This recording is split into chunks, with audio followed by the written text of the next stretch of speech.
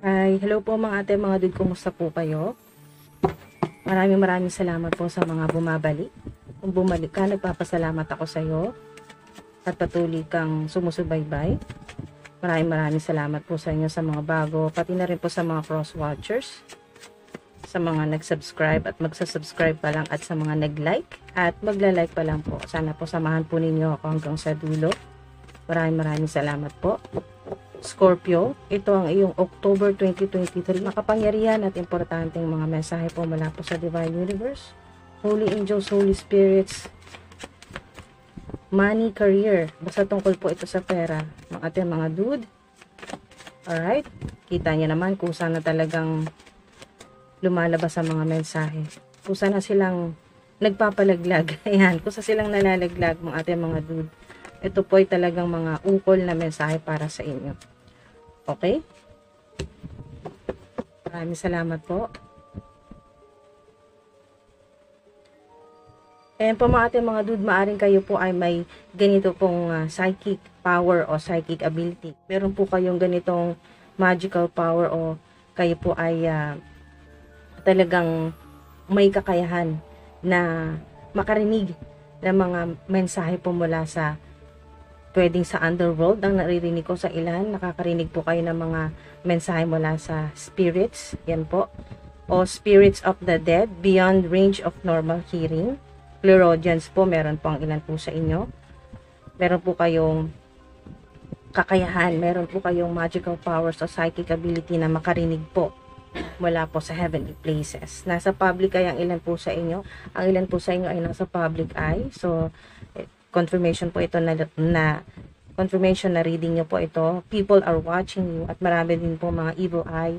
May envious o envy na energy po dito na sa evil eye, mga naiinggit po sa inyo at sumusubaybay din po sa inyo kung ano yung ginagawa po ninyo. Laging nakamasid, nagbabantay, nakatingin.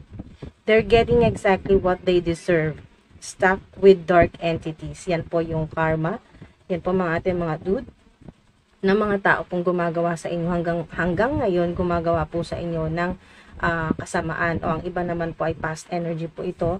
Maaring kayo po ay niloko sa pera, dinaya sa pera, o ginawan ka ng problema sa trabaho o sa iyong creative projects.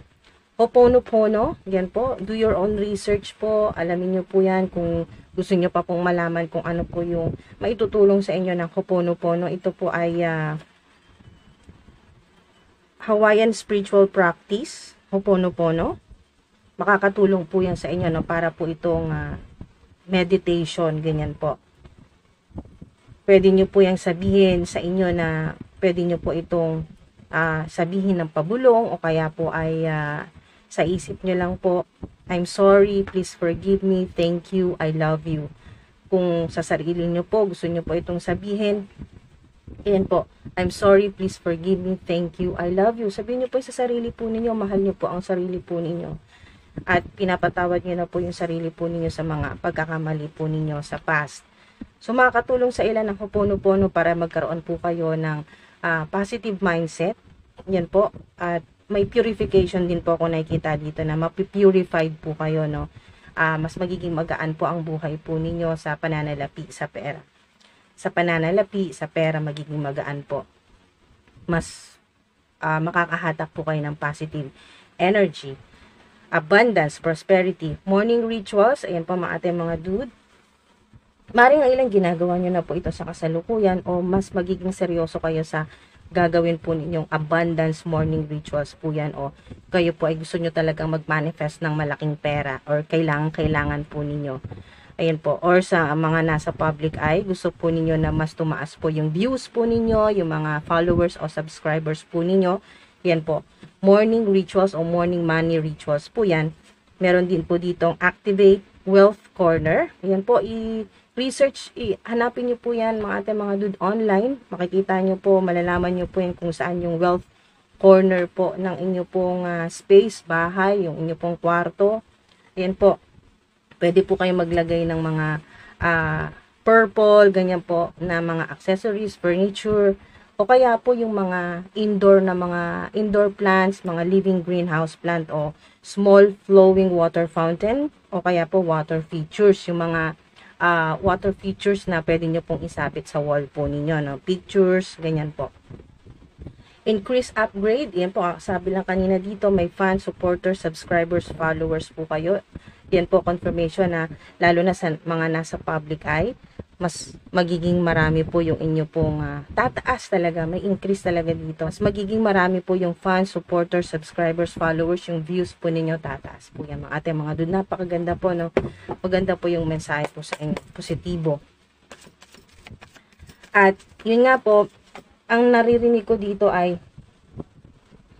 yung mga gumawa po sa inyo dito, stuck with dark entities, yung mga pinadala po sa inyo ng mga evil entities, negative energy, evil eye, o kaya po ay money black spell para po kayo ay mawalan ng hanap buhay, o mawalan ng pera. Ayan po, lahat ng kamalasan o misfortune po na ginawa nitong enemy or enemies, haters po ninyo, sila po ngayon yung ganito, no? Stuck with dark entities. So, sila naman po yung hinahabol ng mga dark entities na pinadala po sa inyo. Parang yung energy dito ay what goes around comes around. So, babalik din po sa gumawa. They're getting exactly what they deserve. So, yun po mga ating mga dude.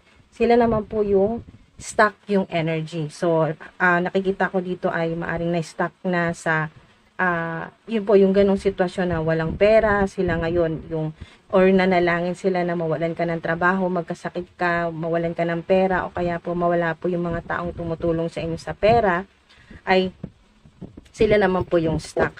Okay? Yung walang magawa. Na kumbaga ating mga dude ay na-stuck na sa mahirap na sitwasyon sa pera o sa trabaho po. Sila naman ngayon yung hindi mapakali, hindi makatulog, stress. Wow, meron po kayo ditong clover. Meron po kayo ditong clover leaf. Wow, mga ate mga dude. Significant ang 18 o 18, 111888. Napakaswerte pong number. New beginning, 111 or 1111. O yan po ay abundance portal. Ibig sabihin bukas na po yung abundance portal 111, 1111. Kaya mag-wish ka na. Kahit habang pinapanood mo to, mag-wish ka na, mag-isip ka ng mga magaganda at positibong mangyayari sa iyong trabaho o sa career. Truth be told. So lalabas talaga yung mga totoo. 14. Significant ang 14 o angel number 5 po yan. Gagawin natin single digit. So, 1 plus 4 ay 5. So, 555. May malaking pagbabago. At nakita ko rin dito na kayo po ay pinamanahan ng inyo pong ancient ancestor po na kayo po ay binigyan talaga ng ancient wisdom. Talagang talino. Hindi lang talino sa nakukuha po sa libro, no? Mga ate, mga dude. Truth be told. Truth be told, ibig sabihin ay lahat na po na mga gusto po ninyong malaman, lahat ng mga lihim o kaya po ay mga impormasyon na kailangan mo para mag-increase o upgrade ka sa iyong ginagawa, lalo na sa mga public eye, nasa public eye o social media influencer. Malalaman nyo po yan mga ating mga dude, kung anong mas magandang gawin o method o strategiya para mas maging successful o mas gumaan po yung inyo pong buhay, no? Lalo na sa pera, sa pananalapi po ninyo. And po, not for you. Okay, so ngayon pong October, malalaman at matatanggap mo na rin kung ano ba talaga yung hindi para sa'yo. Okay, kung ano man po yung pinagkakitaan o trabaho po ninyo. At humihingi ka ng confirmation mula sa Divine Highest White Light, ay ito yon, not for you, hindi para sa'yo. Okay, so meron ng success, naka-hidden, kumbaga nakatago kasi naka-reverse, meron na. Okay, at swerte po kayo, meron kayong clover leaf. So, maari din po na may significance sa ilan na meron kang nakikita na madalas ngayon pong October na clover leaf, kahit saan, sa internet o yung talagang physical po na clover leaf, or meron ka pong ganyan tanim na clover leaf, success po yung sign po yan ng success. Okay, so, yun po ay hindi negatibong nakikita ko dito sa naka-reverse na success. Kaya ilagay po natin siya, i-position po natin siya na naka-upright para yan na po yung mag-manifest po sa inyo. Yan po yung gawin po ninyong morning money rituals. Success. Magiging matagumpay kayo. Ang nakita ko dito kaya naka-reverse ay may delays. Okay? Kahit anong gawing harang nitong mga enemies, haters po ninyo, magiging matagumpay pa rin po kayo. Destiny nyo po yan. Listen to your intuition. Yan po. Sundin nyo yung sinasabi po ng inyong intuition ng ating mga dude at hindi kayo magkakamali. Dude, kasi highly intuitive po kayo. Meron po kayong psychic power, clairaudience po kayo, no? So, naririnig nyo po yung mga mensahe po sa inyo ng mga anghel. Okay, so hingi tayo kay Saint Germain ng mensahe. So, yan po mga dude. Asahan po ninyo ngayong October ay mararamdaman po ninyo na unti-unti na kayo magiging matagumpay, lalo na sa mga nasa public eye. Nandyan na yung success. Maaring sa ilan ay maaring sign ito na kung hindi mga ngayong October ay ito pa rin po yung mangyayari sa inyo. Magiging successful po yung inyo pong ginagawa. Yung trabaho po ninyo. Basta kayo po ay magiging matagumpay. Kayo po ay magiging matagumpay. Kahit may delays pa. Kahit may mga humarang pa po sa inyo mga dude.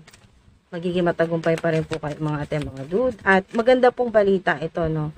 Malalaman nyo kasi truth be told, ibig sabihin ay magkakaroon ka na ng idea kung paano magiging successful kasi nakatago pa ito, naka-reverse kasi ito. So mga dude, huwag kayong mawala ng pag-asa. Malalaman nyo pa rin po yan ngayon pong October. Wow, abundance po ito, no, pomegranate. So maaring paborito mo ito o kaya ay madalas kang makakita ngayong October. Sign ito ng fertility sa iyong proyekto o sa iyong social media platform, prosperity, hope, abundance, protection, growth, rebirth, wishes. Yan po, yung katuparan po ng mga hiling po ninyo. Kaya siguro may morning rituals dito o manifestation. At new beginnings. Wow. Napakaganda po ng mensahe mga dude. Maraming salamat po sa inyo. Ingat po kayo palagi. At nawa may nakuha po kayo ditong insights. Mga dude, maraming salamat po sa inyo. Love and light and peace.